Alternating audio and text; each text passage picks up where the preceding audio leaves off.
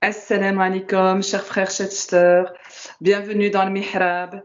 Nous avons l'honneur et le grand plaisir d'accueillir le professeur Ndiaye. Salam alaikum, professeur. Alaykoum salam wa rahmatullahi ta'ala wa barakatuh. Merci pour votre disponibilité pour le Mihrab et les internautes. Alhamdulillah, toujours on est là, Inch'Allah, pour servir et essayer d'être utile, Inch'Allah, pour la Oumma. Barakallahu fik. Alors, cher professeur, aujourd'hui, le sujet de cette vidéo que l'on a lancée pour ce mois de Ramadan dans Al-Mihrab est la Zakat al-Fitr. La Zakat al-Fitr, donc on est bien dans la période de la fin de Ramadan, on a fait énormément d'efforts, Inch'Allah, pour la majorité d'entre nous, on est très impliqués, on essaye de faire au mieux, et voilà qu'on se pose des questions sur la fameuse Zakat al-Fitr. Alors, est-ce que c'est une obligation? Est-ce que l'islam l'a mise par solidarité? Pouvez-vous nous remettre dans ce cadre-là tout ce qui est utile pour le musulman? Barakallahu fik, Leïla, pour ces questions et pour ces émissions que vous animez chaque fois, mashallah, pour toujours essayer d'être utile. La question, elle est très intéressante. C'est quoi Zakat al-Fitr? Parler de Zakat al-Fitr aujourd'hui, c'est très important. Pourquoi? Tout simplement parce que voilà, il y a beaucoup de polémiques, il y a beaucoup de choses qui, voilà, au sein de la communauté. La première chose à savoir, c'est que le prophète sallallahu alayhi wa sallam, il a dit dans un hadith, il a dit, le hadith dit ceci: Farada Rasulullah sallallahu alayhi wa sallam zakat al-fitri tuhratan lis-sa'imi min al-laghwi wal-rafathi wa tu'matan lil-masakin. Donc le prophète sallallahu alayhi wa sallam, il nous dit que Allah Azza wa Jal, il a prescrit donc zakat al-fitr tuhratan. D'abord, c'est pour le jeûneur. Le jeûneur doit se purifier. Donc, comme vous le savez, la zakat que l'on donne, c'est pour purifier notre jeûne, mais c'est aussi purifier notre corps. Et donc, de tout ce qu'on a fait pendant le jeûne, ce que le hadith appelle al-laghu wa al-rafath. Al-laghu, c'est quoi? C'est toutes les phrases, tous les mots que l'on balance lorsqu'on est en état de jeûne, qui sont pas, soit ne sont pas utiles, ou bien qui sont des vulgarités, ou bien des insultes ou autre chose, et donc que l'on prononce parfois avec attention, parfois avec non-attention. Et donc, lorsqu'on donne zakat al-fitr, Allah nous purifie, donc purifie notre jeûne de ses manquements, de ses fautes, de ses paroles obscènes, etc. Ça, c'est l'aro. L'aro concerne la parole. Al-rafath, c'est tout ce qui est acte, tout ce qui est action. Donc, lorsque je fais quelque chose avec ma main, j'ai tapé quelqu'un, avec tout ce que je fais avec mes organes, à part la langue, qui n'est pas parole, donc c'est ce qu'on appelle al-rafath. Et donc, j'ai touché quelqu'un, j'ai blessé quelqu'un sans faire attention, etc., pendant le jeûne. Toutes ces actions-là et toutes ces paroles obscènes et vulgarités, Inch'Allah, lorsque je m'acquitte de la zakat al-fitr, en fait, mon jeûne est purifié de cela. Et donc, c'est très important. Et c'est pour cela qu'il faut la donner avant la prière de l'Eid. Il faut sortir zakat al-fitr obligatoirement avant salat al-Eid. Donc, normalement, on devrait la sortir après le Maghrib, le dernier jour du jeûne. Le dernier jour du jeûne. C'est-à-dire que demain, c'est l'Eid, on a rompu le jeûne à 21h pour ceux qui habitent en Belgique, ou bien 18h pour ceux qui habitent dans un autre pays, en tout cas après la rupture du jeûne, et que le lendemain c'est l'Eid, c'est à ce moment-là qu'il faut commencer à sortir zakat al-fitr. Alors certains peuvent me poser également la question suivante: est-ce qu'on peut la donner un jour ou 2 jours à l'avance? Oui, il y en a même des savants qui disent qu'on peut la donner 1 mois à l'avance. Il y a aussi le mazhab Shafi'i qui disent qu'on peut la donner 15 jours à l'avance. Et d'autres disent un jour ou deux. Donc, en tout cas, le plus intéressant, surtout nous qui vivons en Europe et que parfois c'est très difficile de se déplacer et parfois d'autres, par exemple, qui font des virements et donc avant que le virement arrive sur le compte, et donc on conseille à tout le monde de le faire le plus rapidement possible si c'est par virement et comme ça, ça va arriver avant le jour de l'Eid. Donc, c'est très important. Donc, il n'y a pas de souci parce que les savants l'ont autorisé. C'est une question également de fiqh. Et donc, ils l'ont autorisé qu'on peut la donner 2 jours, 3 jours, même 4, 5 jours avant, à partir du moment que la niya, elle est là et que le virement est déjà parti. Et donc, c'est très important. Le but également, c'est quoi? Le but, c'est que le prophète sallallahu alayhi wa sallam, il a dit dans un hadith, même si certains considèrent ce hadith comme un hadith faible, que ce hadith dit ceci, Urnuhum anis su'al fi hadha al-yawm. C'est-à-dire, on donne ça aux ayants droit, c'est-à-dire les gens qui vivent dans la précarité, donc en l'occurrence les pauvres, qu'on doit donner donc cette zakat, pour que ce jour de l'Eid, en fait, ces gens-là ne tendent pas la main et qu'ils vont faire la fête comme tout le monde. Ils vont sentir que c'est une fête et donc c'est un jour de joie, de plaisir et donc ils ne vont pas encore continuer à taper sur les portes et tendre la main. Donc c'est une solidarité, c'est essayer de donner de la joie également à ces personnes-là qui vivent dans des situations précaires. Barakallahu fik, professeur. Je retiens un petit détail, je vais revenir dans une troisième question tout à l'heure. Pour l'instant, je vais aussi revenir sur le fait, donc quand on parle de zakat, il y a la zakat al-fitr. Excusez-moi, oui, s'il vous plaît, j'ai oublié un petit détail. Alors, oui, si on la sort, la zakat al-fitr, par exemple, nous étions, par exemple, négligents. Par exemple, on ne l'a pas sortie qu'après la prière de l'Eid. Donc, le prophète sallallahu alayhi wa sallam nous dit que ça sera compté comme une sadaqa, c'est-à-dire une aumône. Ça ne sera pas compté comme zakat al-fitr. Pourquoi? Parce qu'il y a un autre hadith qui est considéré comme faible, mais les savants l'ont utilisé. Il y a même un savant qui a considéré que la chaîne de transmission, elle est forte, c'est-à-dire elle est bien. Donc, on peut se baser là-dessus. Et même si on sait que beaucoup de savants considèrent ce hadith comme faible. Par exemple, le hadith dit ceci. Si le jeûneur ne donne pas la zakat al-fitr, son jeûne sera attaché donc quelque part dans le ciel. C'est-à-dire que son jeûne ne sera pas complet. C'est ça que ça veut dire. Ça ne veut pas dire que ton jeûne n'est pas accepté. Ça ne veut pas dire ça. Ton jeûne est accepté, mais il n'est pas complet. Pour que ça soit complet, donc il faut s'acquitter de la zakat al-fitr avant la prière de l'Eid. Si on la donne après, ça sera compté comme zakat, mais au moins la dette, elle est levée et qu'Inch'Allah, Allah Azza wa Jal, il peut vous accepter, Inch'Allah, votre jeûne complet. Voilà le petit détail que je voulais rajouter. Barakallahu fik. Merci pour ce détail important. Les internautes, je pense, seront ravis. Maintenant, on pense à zakat al-fitr, mais il y a aussi zakat al-mal. Est-ce que vous pouvez bien nous différencier les deux? Merci beaucoup, Barakallahu fik, pour ce détail, pour cette explication, pardon. Très bien. Donc, vous savez, la zakat, on peut dire, il y a 4 formes de zakat, ou 4 catégories de zakat. Donc, il y a zakat al-fitr.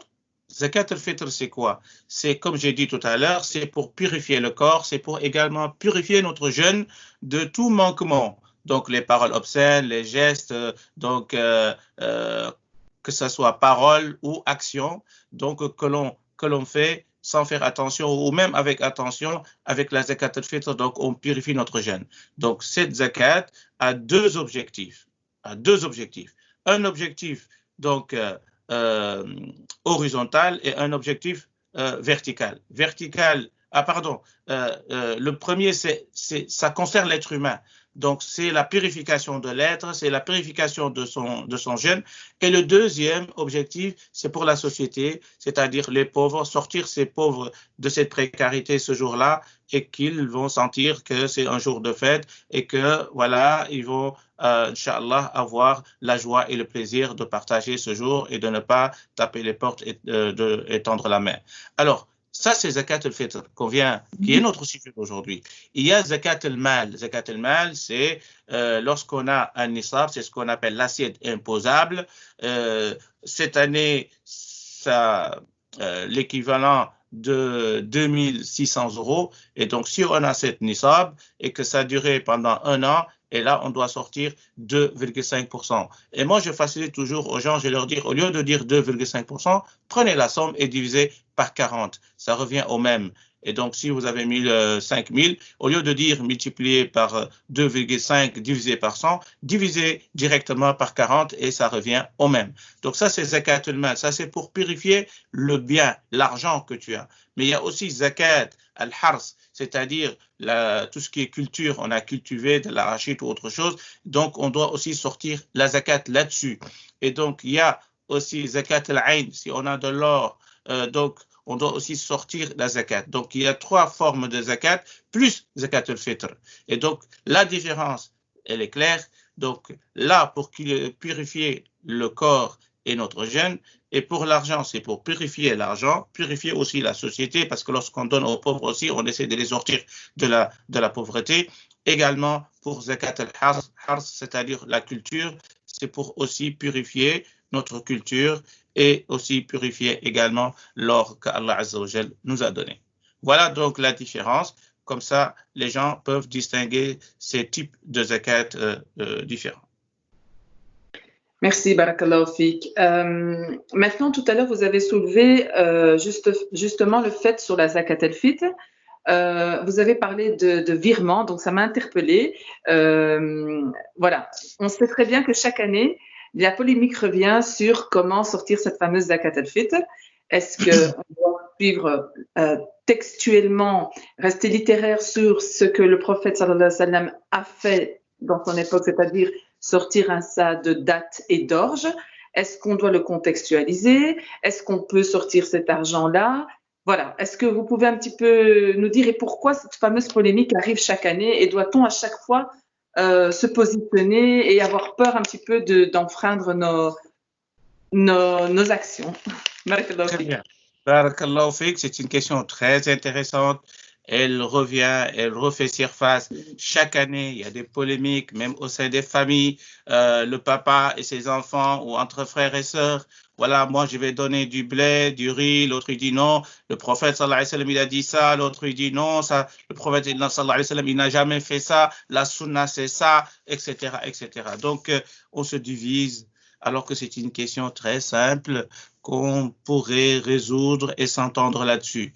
Et même si on n'est pas d'accord, de l'avis de l'autre, on doit quand même l'accepter. C'est-à-dire, moi, je ne le fais pas, mais j'accepte que l'autre, il a fait son ijtihad. Il se base quand même sur la parole et les avis des savants avérés en islam. Et donc, ça, c'est primordial. Le fait de rejeter l'autre, parce qu'il se base sur un avis que peut-être à l'époque du prophète sallallahu alayhi wa sallam, cet avis n'a jamais été appliqué de cette sorte-là, je pense que c'est une erreur grave. Et c'est pour cela qu'aujourd'hui, Inch'Allah, on va essayer de détailler un peu la question pour expliquer que c'est une question de maqasid. Et puis, comprendre le contexte dans lequel la zakat al-fitr a été prescrite à l'époque du prophète sallallahu alayhi wa sallam.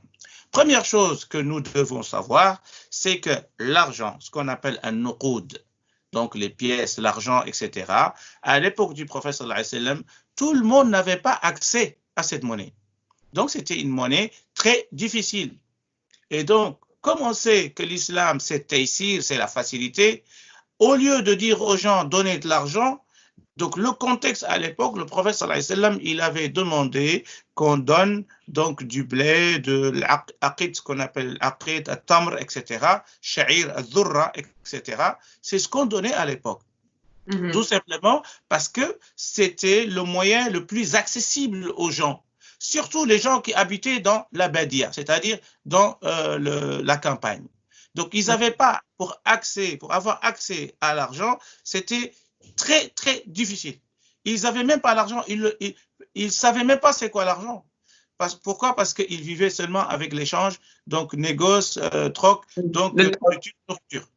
Voilà. Donc, ça, c'est la première chose que nous devons mettre à l'esprit, c'est que l'argent, à l'époque du prophète sallallahu alayhi wa sallam, n'était pas accessible à tous. Ça, c'est la première chose que nous devons savoir. Et ça, c'est avéré. Il faut aller voir les livres. Tous les savants, ils l'ont écrit. Ça, c'est la première chose. Deuxième chose, c'est que des savants, à l'époque du prophète sallallahu alayhi wa sallam, Muaz ibn Jabal, je donne l'exemple d'un compagnon qui est le hadith, il est dans Sahih al-Bukhari. Même si on sait que le hadith, il est mu'allaq, pour ceux qui savent c'est quoi le hadith al-mu'allaq, c'est un hadith que Imam al-Bukhari n'a pas mis dans son livre comme un hadith, je veux dire, qui fait partie de la source, de la base de son livre, mais il le rajoutait pour expliquer certaines choses, etc. Donc, c'est un hadith supplémentaire dans son livre. Mais nous savons que Ibn Hajar al-Asqalani, le grand savant qui est Amir al-Mu'minin fil hadith, c'est-à-dire le dernier Amir al-Mu'minin, c'est lui qui connaît les hadiths plus que tout le monde dans l'histoire, qui est mort en 852 de l'Égypte. Donc, ce savant-là, c'est lui qui a fait le commentaire de Sahih al-Bukhari. Lui-même, il a dit que ce hadith-là, il est sahih. Donc, c'est lui qui a fait le commentaire de Sahih al-Bukhari parce qu'il a repris tous les mu'allaqat de al-Bukhari et il les a rendus tous sahih. Il a montré la chaîne, il a expliqué. Donc, ça, c'est un détail de ulum al-hadith que je ne vais pas rester là-dessus. Ce qui est important, c'est que ce hadith a été qualifié comme sahih. Alors, qu'est-ce que dit ce hadith?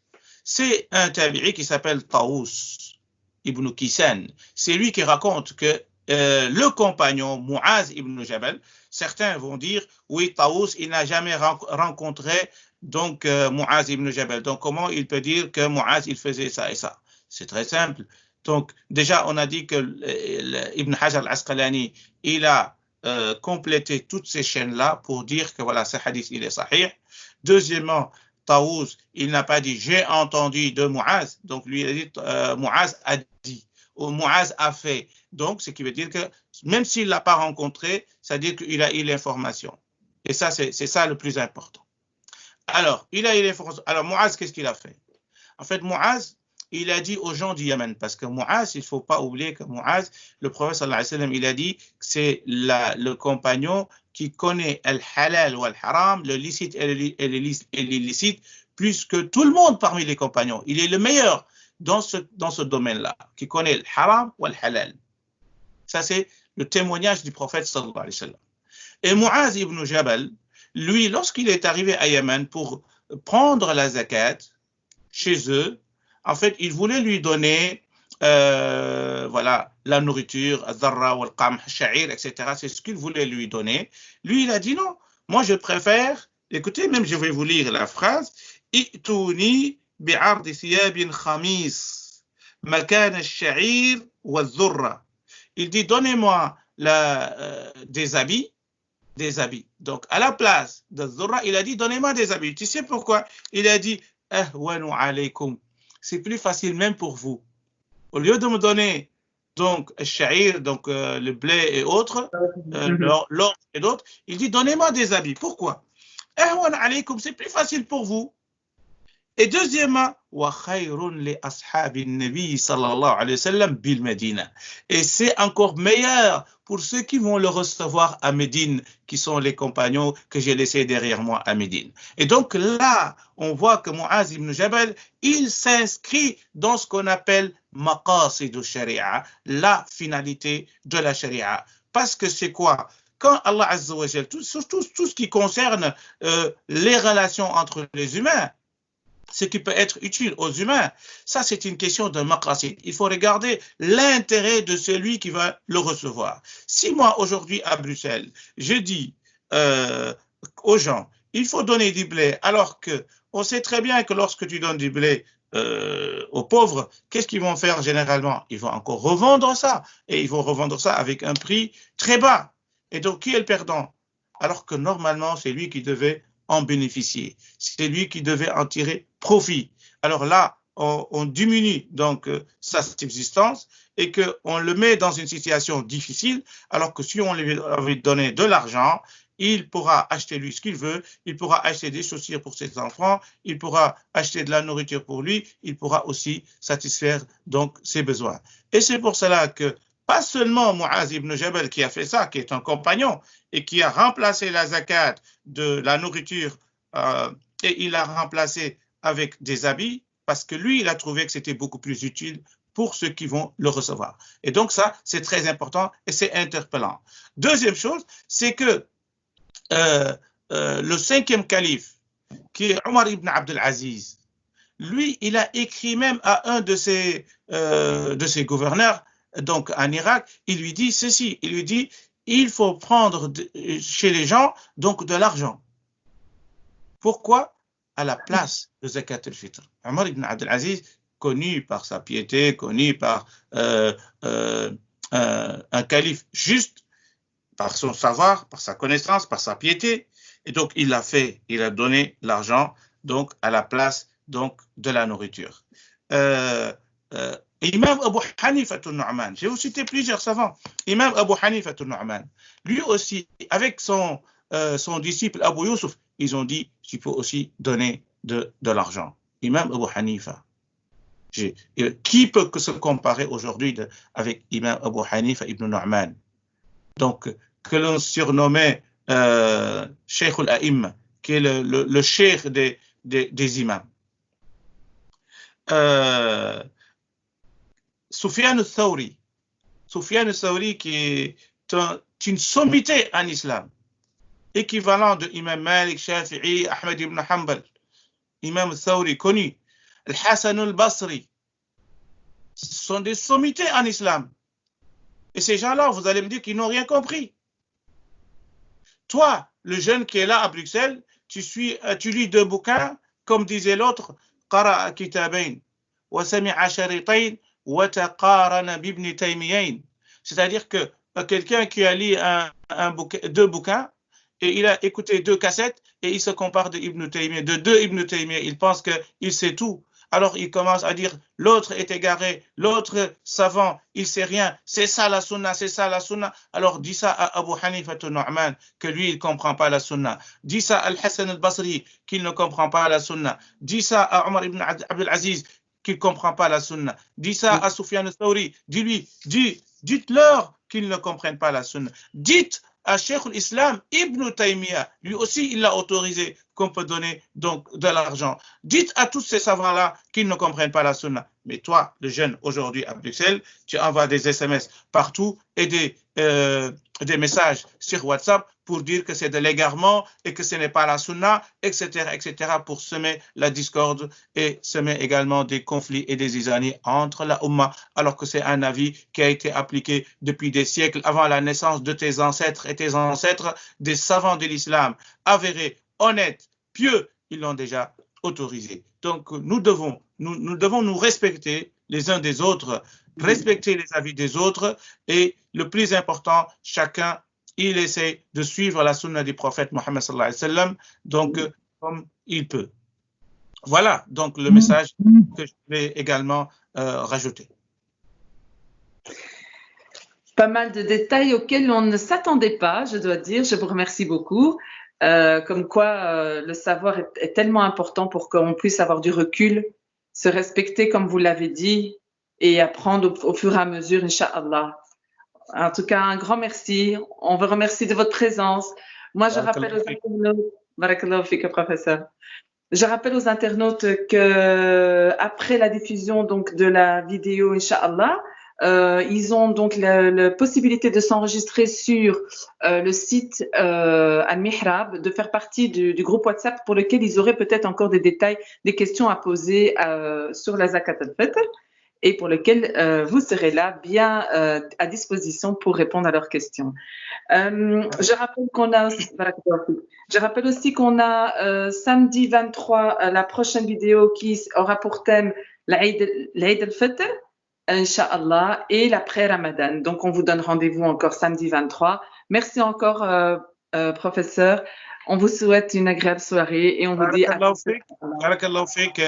Même, vous savez, parce que cette zakat-là, elle est encore spécifique. Parce que même le pauvre, il doit le sortir. Parce qu'on sait que zakat al-mal, zakat al-ayn, c'est-à-dire l'or et l'argent, c'est quelqu'un qui a déjà une somme. Alors ici, dans l'islam, fi zakat al-fitr, le pauvre, s'il a sa nourriture d'aujourd'hui et pour demain, et pas pour après-demain, il doit sortir la zakat, subhanallah. C'est-à-dire, s'il a seulement la nourriture de 2 jours, imaginons qu'il a que 10 euros. Il a 5 euros pour vivre aujourd'hui et 5 euros pour vivre demain. Et donc, il doit sortir les 5 euros de demain. Il doit seulement vivre avec les 5 euros d'aujourd'hui et il doit donner les 5 euros de demain et demain, il doit se débrouiller. Ce qui veut dire quoi? Ce qui veut dire que l'islam, subhanallah, c'est une religion qui incite et qui nous entraîne donc à la générosité, même si notre lendemain, il n'est pas sûr. Masha'Allah. Et là, je vais terminer avec ça. Et c'est extraordinaire. Et c'est pour entraîner même le pauvre à être généreux. Allahu Akbar. Belle leçon de solidarité. Merci beaucoup, professeur. Barakallah. On te dit à samedi 23, Inch'Allah, si je ne me trompe pas. Samedi 23. Barakallah pour votre présence. Merci pour toutes vos explications. Barakallah. Merci aux internautes et tous ceux qui nous regardent. Wassalamu alaikum wa rahmatullahi ta'ala wa barakatuh.